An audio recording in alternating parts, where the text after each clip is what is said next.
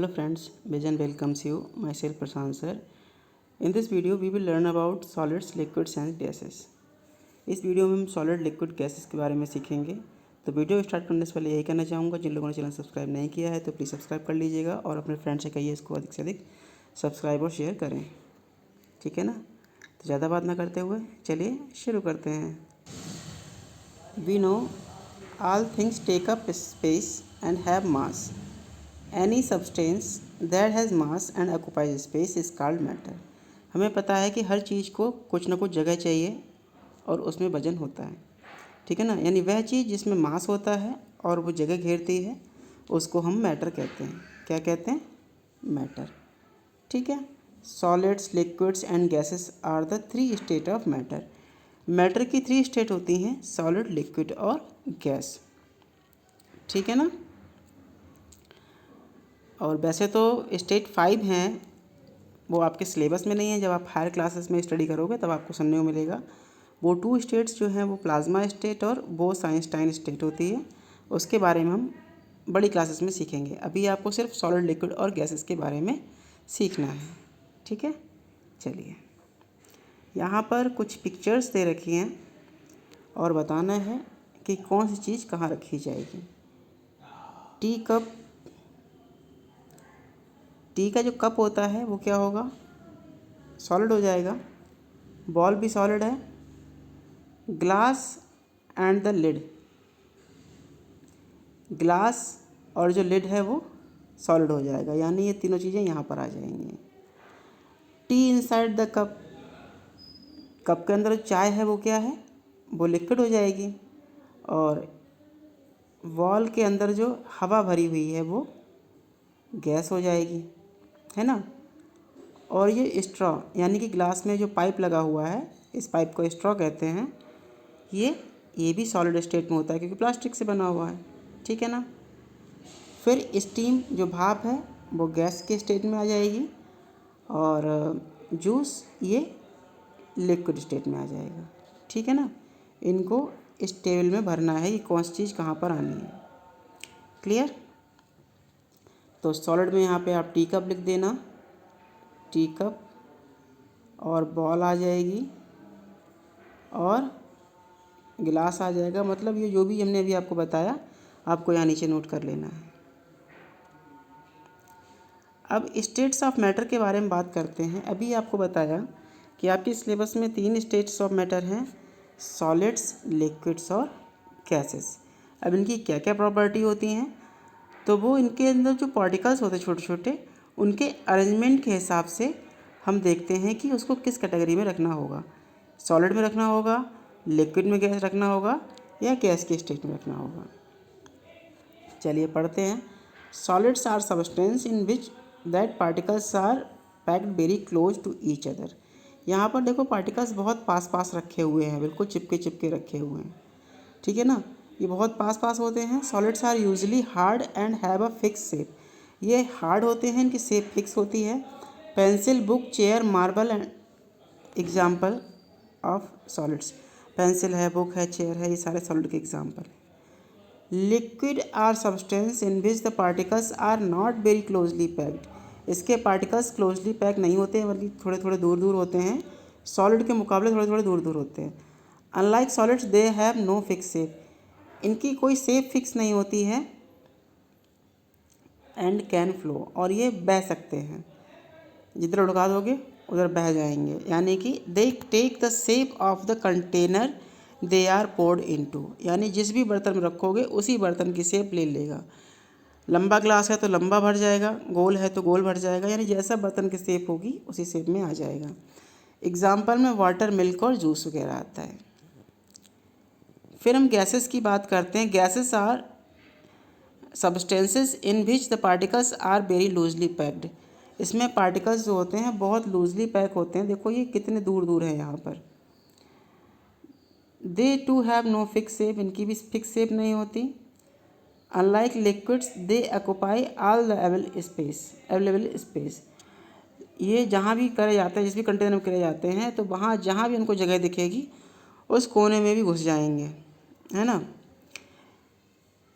तो इसका एग्जांपल है air, cooking gas are examples of gases. Air is actually a mixture of gases such as oxygen, nitrogen and carbon dioxide. इसका बढ़िया example है air का। Air है, cooking gas है, ये एग्जांपल्स होते हैं गैसेस के। Air is actually a mixture of gases. Air जो होता है गैसेस का मिक्सचर होता है, उसमें ऑक्सीजन, नाइट्रोजन और कार्बन डाइऑक्साइड मिले होते हैं। Fluids include both liquid and gases. अगर आपसे फ्लूइड की बात की जाए, फ्लूइड मतलब बहने वाला, तो गैस भी बह जाती है और लिक्विड्स भी, ठीक है ना। लिक्विड की बात करेंगे तो लिक्विड मीन्स ओनली लिक्विड होता है। फ्लूइड में लिक्विड गैस दोनों होते हैं, ठीक है। और लिक्विड में if we pour some orange juice into glass it will take the shape of the glass. अगर हम ग्लास में डालेंगे ग्लास की शेप ले लेगा। Be poured into bowl, bowl की शेप ले लेगा, है ना।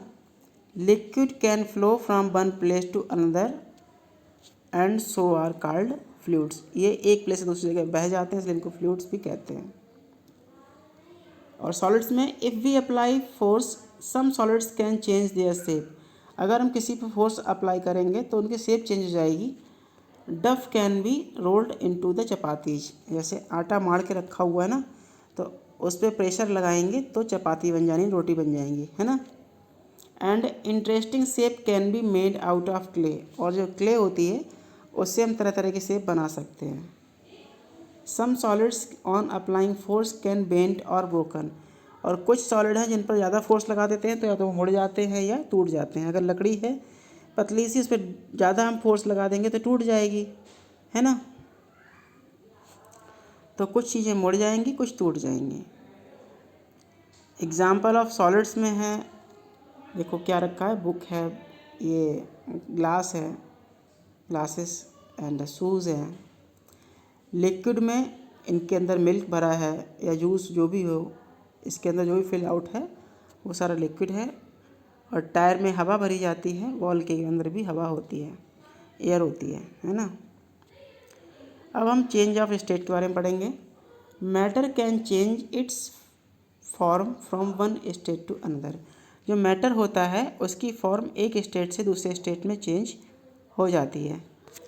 The process by which a solid change into a liquid is called melting.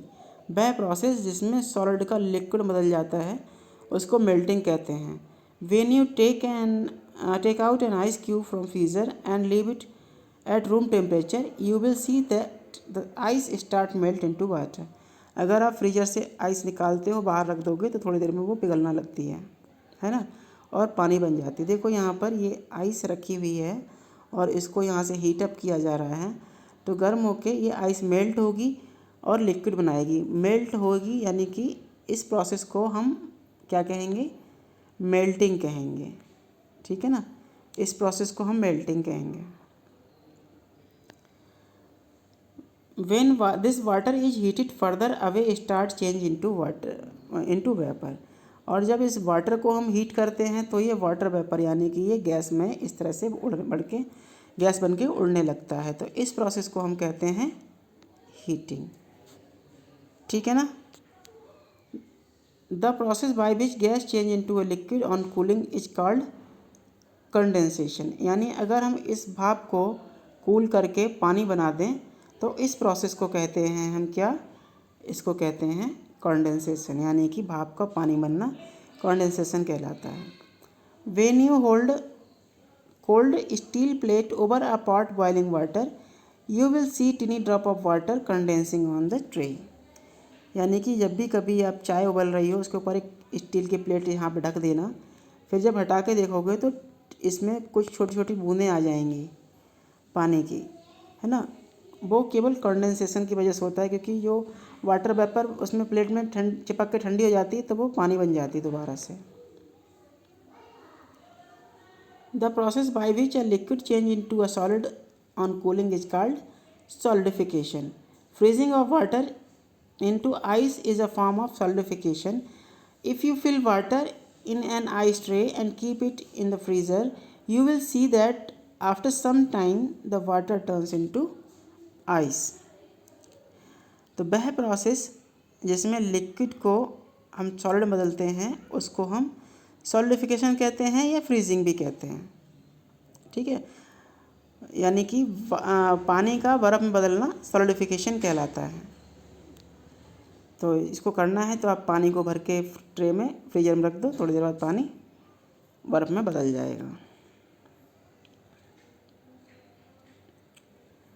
अब यहाँ पर एक्टिविटी दे रखी है, to absorb the process of condensation things need mirror चाहिए। Stand very close to the mirror and take a deep breath, exhale your breath into a mirror and observe what happens. आपको क्या करना है, शीशे के सामने खड़े हो जाना है, गहरी सांस लेनी है और मुंह से बाहर भाप छोड़नी है। तो थोड़ी देर बाद आप क्या देखोगे, द मिरर बिकम्स फॉगी। जो मिरर है उस पर फॉग यानी कि आपकी वाटर वेपर जो है ब्रेथ की वो जम जाएगी। The deep breath is warm and contains water vapour. This water vapour condense into a small droplets of water. When it hits the cold surface on mirror, several of these water droplets cause into mirror look foggy. यानी जब मुँह से आप भाप छोड़ोगे तो ठंडी होके पानी में बदल जाएगी वो, है ना, क्योंकि उसमें वाटर वेपर होती है और वो छोटी छोटी बूंदें मिरर पे आ जाएंगी। ऐसा आप लोग आज करके देखना और बताना मुझे कमेंट सेक्शन में कि ऐसा हुआ या नहीं हुआ, ठीक है ना। चलिए अब बात करते हैं सॉल्यूट, सॉल्वेंट एंड सॉल्यूशन की। A solution is formed when two or more substances mix together such that they are evenly distributed. Solution क्या होता है, जब ये दो या दो से अधिक चीज़ों को हम आपस में लाते हैं और पूरी तरह से वो घुल जाती हैं। तो the substance that dissolve is called a solute. वह सब्सटेंस जो घोला जाता है उसको सॉल्यूट कहेंगे। The substance in which solid dissolves is called solvent. वह सब्सटेंस जिसमें सॉलिड डिजॉल्व होता है सॉल्वेंट कहेंगे, और जो मिलके फॉर्म हो जाएगा उसको सॉल्यूशन कहेंगे। इसको आप ऐसे समझ सकते हो कि आपको क्या करना है, एक जार लेना है, ठीक है ना, एक जार लेना है, जार में लेना है वाटर, ठीक है। तो ये जो वाटर आप लोगे, वाटर होगा सॉल्वेंट। क्या होगा, वाटर होगा सॉल्वेंट। और इसमें चम्मच में एक चीनी लेके डालोगे आप, ठीक है, उसको कहेंगे सॉल्यूट। जब सॉल्यूट और सॉल्वेंट को मिला के यहाँ घुमा देंगे इस तरह से और जो शरबत बन जाएगा वो होगा सॉल्यूशन, ठीक है ना। इसमें शुगर क्या है, सॉल्यूट है, मिल्क क्या है, सॉल्वेंट है, और जो मीठा दूध बन जाएगा वो क्या होगा, सॉल्यूशन होगा। साल्ट वाटर मिलाएंगे, साल्टी वाटर मिलेगा तो वो क्या होगा, सॉल्यूशन हो जाएगा। साल्ट यहाँ पर सॉल्यूट है और वाटर सॉल्वेंट है, ठीक है ना। अब आप शरबत बना के देखना, गर्मी का मौसम चल भी रहा है, रूह अफ़ज़ा वगैरह डाल के आराम से पीना उसको, ठीक है। फिर मम्मा को बताना, अरे हमने तो भाई सॉल्यूट और सॉल्वेंट लिया था यहाँ पर और सॉल्यूशन बनाया, वो हम चेक कर रहे हैं, साइंटिस्ट बन रहे हैं, है ना। इस बहाने शरबत पीने को मिलेगा ठीक है। चलिए एंजॉय करना इसको। Separation of substances. सब्सटेंसेस को हम कैसे सेपरेट करते हैं, अलग करते हैं। There are two kinds of substances, soluble and insoluble. Substances दो तरह के होते हैं, एक तो सॉल्युबल होगा या फिर इनसॉल्युबल होगा। सॉल्युबल का मतलब होता है जो पूरी तरह से घुल जाए, जैसे कि शरबत। चीनी और पानी डालेंगे या नमक पानी डालेंगे, घोलेंगे तो घुल जाएगा, हमको आर पार दिखाई दे जाएगा वो। दूसरा होता है इनसॉल्युबल सब्सटेंस, जो नहीं घुलता। पानी में मिट्टी डालो नहीं घुलेगी, कंकड़ पत्थर डालो नहीं घुलेंगे, है ना, तो वो होगा इनसॉल्युबल। चाय की पत्ती में चाय की पत्ती डाली जाती है, वो इनसॉल्युबल होती है। Soluble substances are those substances that dissolve completely in a solvent to form a solution. वो पूरी तरह से घुल जाते हैं और सॉल्यूशन बन जाता है। For example salt, sugar are soluble in water. Salt और शुगर जो होते हैं वो वाटर में सॉल्युबल होते हैं। Insoluble substance are those substance that do not dissolve completely, जो पूरी तरह से नहीं घुल पाते हैं, उनको हम इनसॉल्युबल सब्सटेंस कहते हैं। For example sand and chalk are soluble in water. जो रेत है, चॉक है, ये पानी में नहीं घुल पाती है, ठीक है ना। There are many ways in which we can separate substance from a solution. बहुत सारे तरीके हैं जिसमें से हम सब्सटेंसेस को सेपरेट कर सकते हैं। Soluble substance can separate by heating the solution. जो सॉल्युबल होते हैं उनको गर्म करके हम सेपरेट कर सकते हैं, यानी चीनी और पानी को घोल है उसको हम बॉयल करेंगे, पानी भाप बन के उड़ जाएगा और नीचे चीनी बच जाएगी। तो इस तरह से वो अलग हो सकता है, ठीक है। और इसी तरह से जो इंसॉल्युबल सब्सटेंस है उसके लिए बहुत सिंपल मेथड है। वो मेथड क्या है कि हम एक बीकर लेंगे, इस तरह का फनल लगाएंगे और यहाँ पर एक पेपर लगा देंगे, फिल्टर पेपर, और मिट्टी और पानी का घोल जो है इसको छानेंगे तो मिट्टी कागज़ में रह जाएगी, साफ़ पानी नीचे आ जाएगा, ठीक है। तो इस प्रोसेस को हम कहते हैं फिल्ट्रेशन, ठीक है। इसमें 2 स्टेप्स किए जाते हैं और कौन कौन से होते हैं, सेडिमेंटेशन एंड डिकेंटेशन। यानी कि जार में आप पानी भर के रख दोगे कुछ टाइम तक तो मिट्टी नीचे बैठ जाएगी, पानी ऊपर रह जाएगा, ठीक है। उसके बाद इस तरह से हम इसको छानेंगे तो पानी पानी जो है इधर डाल लेंगे और नीचे जो मिट्टी है उसको छोड़ देंगे, है ना। तो ये होता है सेडिमेंटेशन एंड डिकेंटेशन। सेडिमेंटेशन में जो मिट्टी होती है वो नीचे तली पे बैठ जाती है। डिकेंटेशन क्या होता है, उस पानी को बिना हिलाए ऊपर से हम अलग कर लेते हैं साफ़ पानी को, ठीक है। In a filtration solution contain insoluble substances is pass through filter paper. इसमें फिल्टर पेपर से इंसॉल्युबल सब्सटेंस जो होता है वो पास किया जाता है। On doing so that the liquid pass through the filter paper, liquid pass हो जाता है और इंसॉल्युबल सब्सटेंस जो होता है वो फिल्टर पेपर में रह जाता है, ठीक है। तो इस तरह से इसको करते हैं। देखो यहाँ पर इन्होंने सेडिमेंटेशन और डिकेंटेशन दिखाया है। हमने पानी को कुछ टाइम के लिए रख देंगे तो 1 आध घंटे के बाद मिट्टी नीचे बैठ जाएगी, साफ़ पानी ये ऊपर रह जाएगा। यानी कि इसको रख देना थोड़ी देर के लिए, इसको बोलते हैं सेडिमेंटेशन। इसमें पार्टिकल्स नीचे बैठ जाते हैं और उसके बाद क्या करते हैं, ये ऊपर का जो साफ़ पानी है इसको बिना हिलाए धीरे धीरे दूसरे बर्तन में डाल लेते हैं। तो इस प्रोसेस को कहते हैं डिकेंटेशन, ठीक है ना। तो इसमें सेडिमेंटेशन के प्रोसेस को बढ़ाने के लिए हम एलम यानी फिटकरी डाल देते हैं, जिससे कि सेडिमेंटेशन का प्रोसेस बहुत तेज़ हो जाता है, यानी मिट्टी जल्दी नीचे बैठ जाती है, ठीक है ना। और फिटकरी को ऐड करना पानी में, इसको हम लोडिंग भी कहते हैं। ये आप आगे की क्लासेस में सीखोगे। तो आज के लिए इस वीडियो में इतना ही। आपको वीडियो कैसा लगा आप हमें ज़रूर बताइएगा, हम आपके कमेंट्स का वेट करेंगे। Okay, thank you, bye.